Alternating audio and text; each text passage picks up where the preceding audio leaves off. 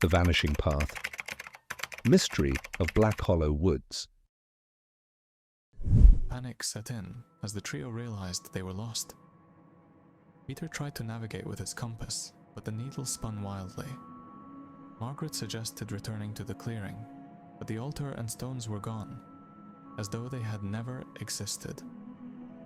Hours passed as they wandered aimlessly. The forest seemed alive, with branches reaching out like hands and the whispers growing louder, forming words they couldn't quite understand. Thomas tripped over something buried beneath the leaves, a tarnished ancient pocket watch engraved with the initials LH. Margaret held it up, noticing the faint smell of smoke.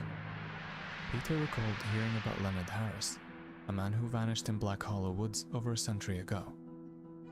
Desperation mounted as the trio tried to retrace their steps. Peter vanished first. One moment he was beside Margaret and Thomas. The next, he was gone, leaving only his flashlight behind, still flickering. Margaret and Thomas pressed on, calling for their friend. They stumbled upon a decayed, abandoned cabin. Inside, the walls were covered with messages scratched into the wood. The path binds you, beware the watcher, and the light will free you. Suddenly, the humming returned. Margaret turned to see the shadowy figure from the clearing standing in the doorway. Its form began to solidify, revealing a gaunt, hollow-eyed face.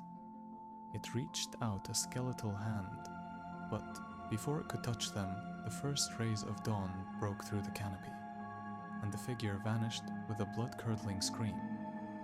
Margaret and Thomas ran until they burst out of the forest, breathless and shaken. But when they reached the town, no one believed their story. Days later, Margaret developed her photos. Among the blurred and foggy images, one stood out, a perfectly clear shot of the shadowy figure standing in the clearing, its hollow eyes staring directly into the lens.